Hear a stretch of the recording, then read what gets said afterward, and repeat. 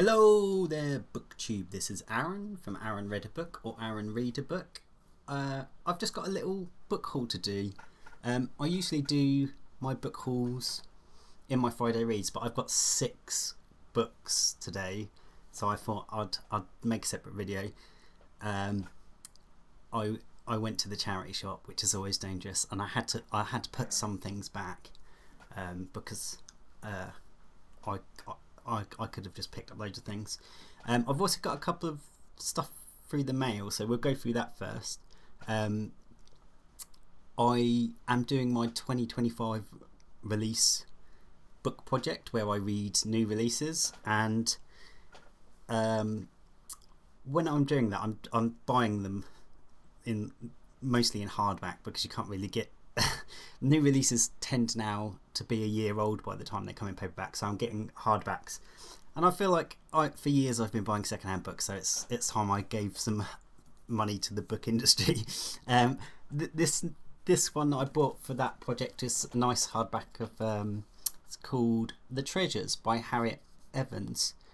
I can't remember how I found this. I think I might have just been I know, I asked ChatGPT. I put my preferences in ChatGPT, and this is one of the suggestions it came up with,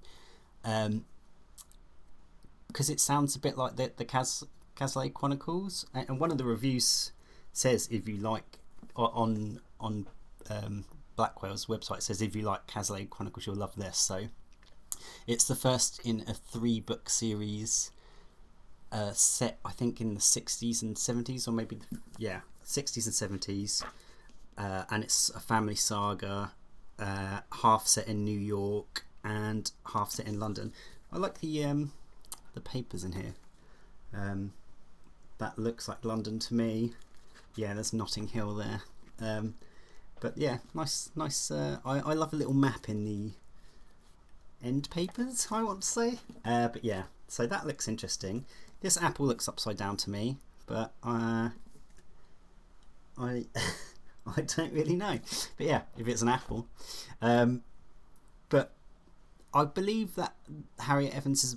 I've never read anything by her, but I believe she is more well known for her romance novels. So if you've read one of her books, let me know. This next one is a familiar sight on BookTube, I'm sure. Very shiny. Trash Tales, which is the collection of short stories. I don't know why my words aren't coming out. Short trashy stories that Quim and Ollie and Alex Unabridged have put together. Do you know what I really like that Alex has done is he's put little reading time estimates on each story. I like that. I've never seen that before. But yeah, obviously some of these are by booktubers. There's Deb. So I look forward to... I really enjoyed the Garbology, was it? The last anthology of Garbage.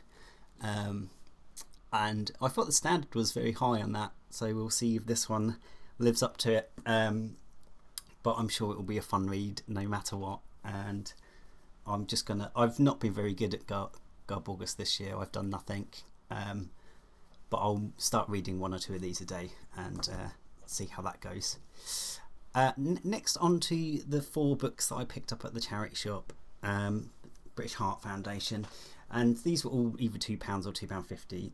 The first one is one of the oldest books that you could buy, the Epic of Gilgamesh. I saw a video recently by Elizabeth at As I Lay Reading, and she was talking about this, and she said that she was surprised at how entertaining it actually was as a narrative story, because you always expect ancient things to... I don't know. I don't know why we think they'd be dry, but sometimes you think they'd be dry or hard to relate to.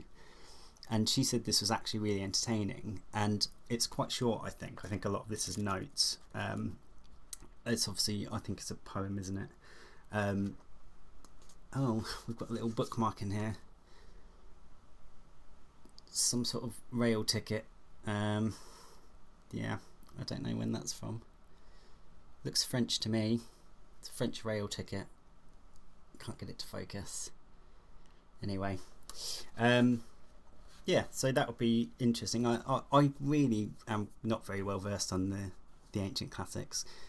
Even though I have a history degree, I did modern history, so I didn't read them. But I loved Herodotus so much, and I found it so entertaining that I now think I should try all the ancient texts.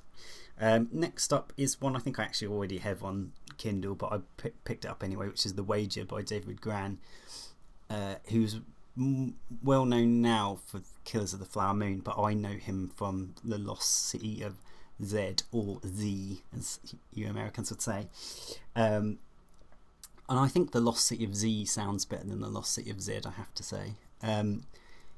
I did enjoy that book, but I was on a book hangover, because I was looking for books like Endurance by Alfred Lanson, which is maybe my favourite non-fiction book of all time, and that was one of the ones that I found, and it didn't quite live up to Endurance, but what can.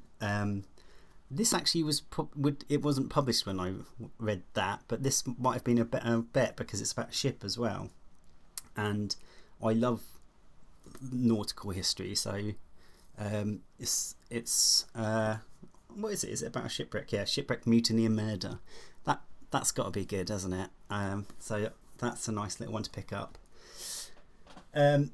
Next one, I've been listening to a lot of Susie and the Banshees recently, and they have a brilliant song called Cities in Dust, about Pompei, and I saw this, and because I've been listening to Cities in Dust a lot, I thought I'll pick it up. I also think I've seen Steve Donahue give positive reviews of this as well. Robert House, is he the guy who did the murdery guy, Hannibal Lecter? Is that Robert Harris? Is it the same one? It seems a strange thing. No, it's someone else. This is the spy person. I actually think I might have one of his books, looking at them. Who's the is it Richard Harris? I don't know. I've got it somewhere, but never mind. But yeah, this sounds interesting. It's kind of a I did see Steve talking about this recently, because he was talking about how how it ends, and it's hard to write a book where everyone knows how it ends. So and build the tension. Well, the tension builds itself, but make it so you're still interested. Kind of like Columbo. You know who did it in Columbo, but you have to make it interesting. So we'll see how that is. If you've read that one, let me know. And lastly is a P.D. James book 3 in the Adam Dalglish series. I've read book 1 and 2, and I've been on the lookout for book 3 for a long time, so I was very happy to see it pop up. It's one of those like moments in a bookshop where you see it and you quickly on Goodreads to see if it's the right one. And yeah, I like these covers of this series as well. I think P.D. James is an underrated mystery writer. I think she's a really good writer. I think a lot of people read her Pride and Prejudice rewrite, which isn't meant to be very good, and they write her off, or Children of Men, which obviously has a fantastic film, so it's hard to live up to that film. But check out her Adam Dalglish books, they're brilliant. Yep, that's my 6-book haul. I still managed to get it to nearly 10 minutes, so that's not too bad for me. 10 minutes is fine. Let me know if you've read any of these books, booktube, or if any of them sound interesting. Have you read the Epic of Gilgamesh? Maybe you read it at school. Let me know down below. Have a good one, booktube. Bye.